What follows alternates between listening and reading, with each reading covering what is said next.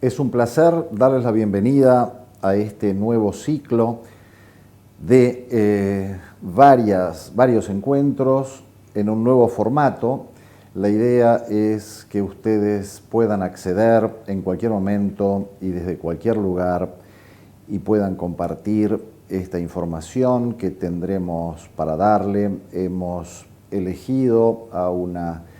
serie de personas expertas en el tema y espero que ustedes lo aprovechen muy bien. Muchas gracias. Hola, buenas tardes. Lo que vamos a comentar y lo que vamos a discutir en los siguientes minutos es acerca del concepto NEDA. NEDA son sus siglas en inglés y a lo que hacemos referencia es a la no evidencia de actividad de la enfermedad en esclerosis múltiple. El panorama del tratamiento de la esclerosis múltiple ha cambiado enormemente en estos últimos años,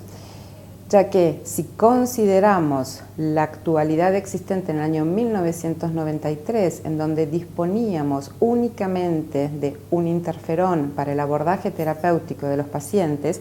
y consideramos el escenario actual, existen más de 10 fármacos que han sido aprobados para el tratamiento de la esclerosis múltiple. Inyectables, por vía subcutánea, orales, los anticuerpos monoclonales, lo cual ha transformado ese escenario en algo mucho más complejo y que permite, por supuesto, y a eso tiende, a obtener el mejor control de la enfermedad. Eso ha traído aparejado un cambio en la forma de diseñar los ensayos clínicos. Recordemos que hace tiempo atrás la mayoría de los objetivos de estos ensayos clínicos estaban centrados en 3 elementos básicos: ver qué era lo que ocurría con las recaídas, ver qué era lo que ocurría con la resonancia magnética y ver si existía por parte de los fármacos cierto impacto en la progresión de la discapacidad. Este concepto se ha ido modificando fundamentalmente a partir de la aparición en el año 2010 de este artículo, en donde por primera vez se hace referencia al concepto de no evidencia de actividad de la enfermedad. Y este concepto surge o lo hemos adquirido a partir de lo aprendido en el ámbito de la reumatología, en donde el advenimiento de nuevos fármacos, y esos fármacos son anticuerpos monoclonales, demostraron suprimir completamente la actividad inflamatoria de la enfermedad reumatológica. Es entonces en la reumatología en donde el concepto de libre de actividad de la enfermedad se transformó en un objetivo terapéutico, realístico y alcanzable. Eso mismo se vuelca luego al campo de la neurología, específicamente al campo de la esclerosis múltiple. Vamos a ver que está compuesto por 3 de las variables que utilizamos más frecuentemente dentro de los objetivos terapéuticos de un ensayo clínico. Podría ser, si los utilizamos en conjunto o asociados, un marcador mucho más sensible de eficacia terapéutica, aunque por supuesto tenemos que reconocer que hasta el momento todavía no hay una definición estandarizada de este concepto. Por primera vez, el concepto NEDA es aplicado al ensayo clínico de natalizumab, en donde se parte desde un concepto de paradigma basado en la falla, en donde lo que se observaba era fundamentalmente en cuánto se podía reducir la actividad clínica o la actividad en la resonancia para pasar a un concepto notablemente superior y que era ver qué proporción de pacientes lograban estar libre de actividad de la enfermedad, es decir, no evidencia de actividad clínica, no evidencia de resonancia magnética activa, con una tendencia de ir incluso más allá y que es el paradigma basado en la mejoría y que era ver qué proporción de pacientes lograban mejorar su discapacidad. En base a esto es que se desarrolla el concepto de NEDA. Cuando hablamos de NEDA, hablamos de la ausencia de recaídas, ausencia de progresión de la discapacidad y ausencia de actividad en la resonancia magnética. Es decir, no nuevas lesiones en las secuencias de T2, no actividad inflamatoria con la administración de gadolinio. La pregunta que surge es si realmente este concepto de NEDA basado en estos tres paradigmas es un objetivo alcanzable. La respuesta que podríamos dar a esta pregunta es que sí, debido a que la mayor parte de los fármacos que actualmente se utilizan para el tratamiento de la esclerosis múltiple han demostrado en una proporción de pacientes que varía entre el 30 y el 50% lograr esta ausencia de actividad de la enfermedad. En la vida real a veces es difícil diferenciar, más allá de aquellos pacientes que claramente son no respondedores al tratamiento, aquellos en los cuales tenemos un adecuado control de la enfermedad, por lo difícil que de pronto es diferenciar aquellos en donde la buena respuesta está dada por el comportamiento natural de la enfermedad, de aquellos en donde la adecuada respuesta está dada por el efecto positivo o favorable del fármaco que se ha elegido para su tratamiento. Es por ello que debemos tener un claro, preciso y profundo control de estos pacientes para poder detectar precozmente a aquellos que fallan. Para poder detectar a los pacientes que fallan y rápidamente cambiar nuestra estrategia, han sido propuestos toda una serie de algoritmos publicados y disponibles en la literatura, como puede ser el modelo canadiense, en donde se considera qué es lo que ocurre con las recaídas, sobre todo dentro del primer año de iniciado el tratamiento, qué es lo que ocurre con la progresión de la discapacidad y con la actividad en la resonancia magnética. De manera tal que si utilizamos este modelo de relojes, cuando uno de ellos nos señala que hay una actividad severa o altamente preocupante de la enfermedad, el cambio es indiscutible si es que queremos alcanzar este concepto de NEDA en nuestros pacientes, y otras situaciones en donde, ante la moderada o leve severidad en estos cambios, también deberíamos plantearnos la misma conducta. Otras formas de valorar a los pacientes es teniendo en cuenta qué es lo que ocurre en forma combinada con estos parámetros,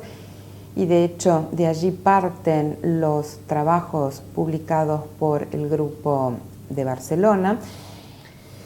Este score o esta forma de clasificar ha sido simplificada, en donde se deja de lado la medición de la discapacidad por la variabilidad que puede existir entre los distintos evaluadores, y en lo que se considera es ver qué ocurre con las recaídas y con la resonancia magnética.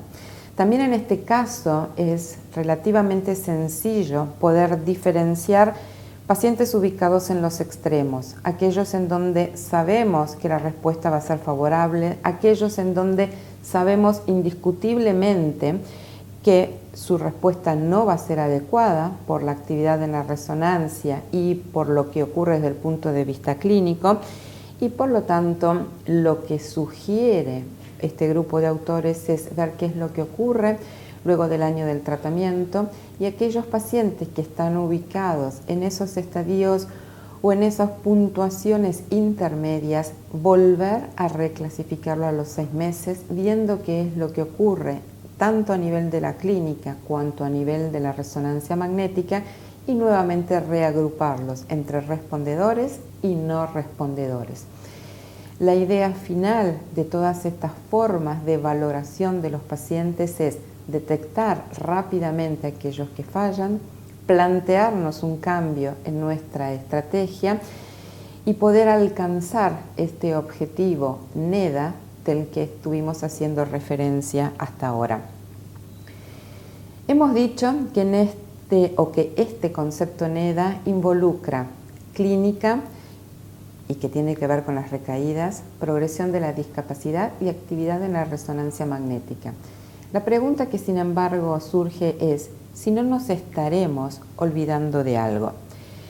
Sabemos que, y cuando hablamos específicamente de resonancia magnética, hay ciertos elementos que son visibles en la resonancia convencional y que tienen que ver con las lesiones presentes en T2, los agujeros negros, las lesiones gadolíneo positivas que nos hablan de inflamación,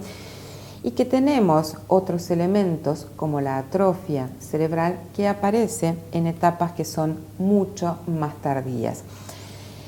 ¿Y esto a qué se debe? Se debe fundamentalmente a las limitaciones que tienen las técnicas convencionales de resonancia magnética, en donde nos permiten ver una parte de la realidad de todo lo que realmente ocurre en el cerebro de los pacientes con esclerosis múltiple.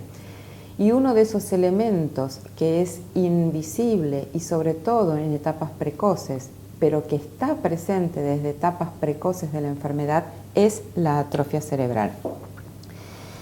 La atrofia cerebral,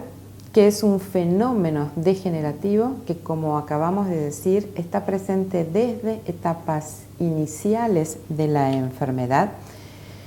que involucra no solamente sustancia blanca, sino la sustancia gris, y es sustancia gris neocortical y la sustancia gris profunda,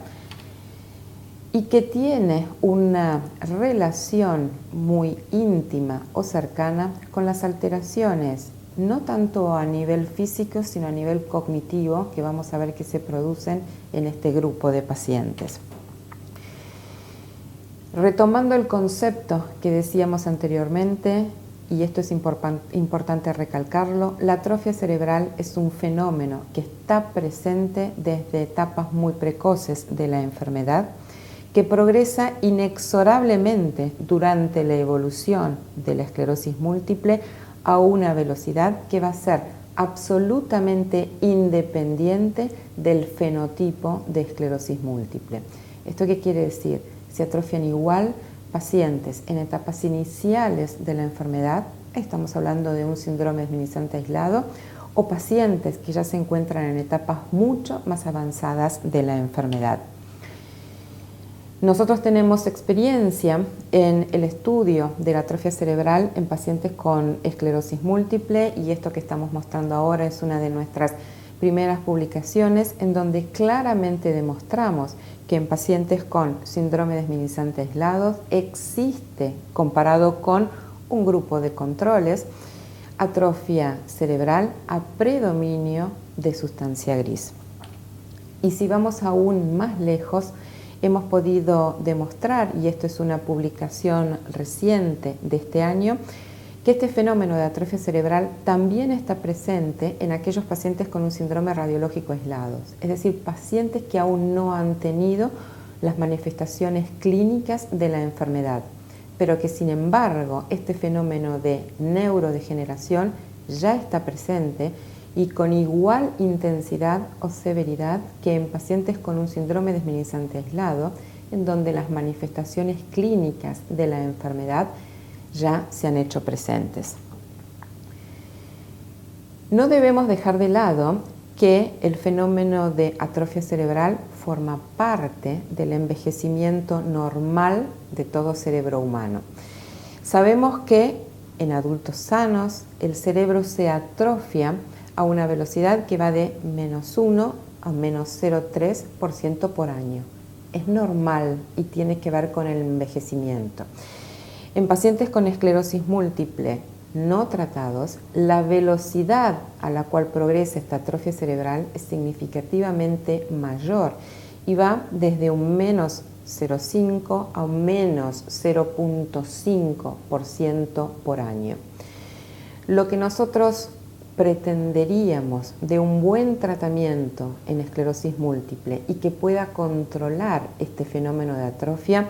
es que, si bien sabemos que no podemos hacerla desaparecer, que se acerque mucho más a lo que consideramos normal y por lo tanto se ha tomado como corte una reducción anual del volumen cerebral de un -0,4%. Esto es lo que vamos a considerar como aceptable o razonable en un paciente que se encuentra bajo tratamiento para esclerosis múltiple.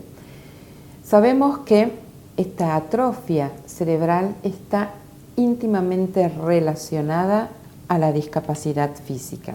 Sabemos que cuanto mayor es la atrofia cerebral y sobre todo en los primeros años de evolución de la enfermedad, mayor será la discapacidad que alcancen estos pacientes. Y lo que nosotros hemos visto a través de nuestra propia experiencia, que el grado de atrofia cerebral al comienzo de la enfermedad es claramente predictor de la discapacidad de estos pacientes en el mediano y en el largo plazo. Y no solamente es la atrofia a nivel de sustancia blanca, sino fundamentalmente la atrofia a nivel de sustancia gris, la que se correlaciona, como demuestra este estudio, con la discapacidad de estos pacientes en el seguimiento. Así como hablamos de la relación que tiene atrofia cerebral con discapacidad física, es innegable la relación que mantiene con la cognición en pacientes con esclerosis múltiple. Sabemos que el espesor de la corteza cerebral claramente está relacionado con un mayor o menor deterioro de la función cognitiva de estos pacientes, que la pérdida progresiva de la sustancia gris neocortical es un marcador extremadamente sensible de deterioro cognitivo en pacientes con esclerosis múltiple. Y no solamente atrofia neocortical, sino atrofia de las estructuras grises profundas, y mucha evidencia ha surgido en estos últimos años relacionando deterioro cognitivo de pacientes con esclerosis múltiple y la reducción en el volumen talámico. Esta mayor pérdida del volumen cerebral a nivel de estructuras grises profundas, caudado y tálamo ha demostrado una clara correlación en los trastornos de la performance en ciertas pruebas cognitivas y que tienen que ver con el PASAT o con las pruebas de dígito símbolo. Entonces, podríamos decir que la incorporación de la medición de atrofia cerebral en los estudios clínicos permitió obtener o aportar información adicional e importancia acerca de aspectos específicos de la enfermedad, del proceso degenerativo subyacente y del impacto que sobre ellos tienen los tratamientos. Recordando, y como veremos en sucesivas presentaciones, que debe de establecerse el momento preciso o más apropiado para medir atrofia cerebral y correlacionarla con el efecto terapéutico para evitar el fenómeno de pseudoatrofia e interpretar erróneamente el impacto del fármaco sobre este fenómeno, que todos los fármacos actualmente disponibles en mayor o en menor grado han demostrado tener cierto impacto sobre la progresión de la atrofia cerebral. Por lo tanto, es un parámetro que obligatoriamente deberá ser incluido no solamente en los ensayos clínicos, sino también en nuestra práctica diaria para valorar la respuesta terapéutica, ya que si lo asociamos a los cambios en la discapacidad de los pacientes, es un marcador extremadamente sensible para predecir efecto terapéutico. Y lo que nosotros también hemos visto cuando agregamos el modelo o cuando agregamos a este modelo de respuesta terapéutica la atrofia cerebral, se incrementa sensiblemente nuestra capacidad para detectar precozmente aquellos pacientes que no van a responder al tratamiento. De manera tal, y para concluir, diríamos que actualmente todavía seguimos utilizando este concepto de no evidencia de actividad de la enfermedad basado únicamente en estos tres parámetros: la ausencia de recaídas, la ausencia de actividad en la resonancia magnética y la ausencia de progresión en la discapacidad valorada por el EDSS. Sin embargo, consideramos que debemos evolucionar hacia un mayor entendimiento del concepto de qué es realmente que un paciente no tenga evidencia de actividad de su enfermedad, por lo cual deberíamos incluir además la medición de atrofia cerebral y asegurarnos de que esos cambios no superen ese valor del menos 0,4% por año. Si logramos todo esto, o si realmente apuntamos a alcanzar este concepto de NEDA 4, incluyendo la atrofia, podremos realmente decir que hemos verdaderamente contribuido a controlar la actividad de la enfermedad en nuestros pacientes con esclerosis múltiple. Muchísimas gracias.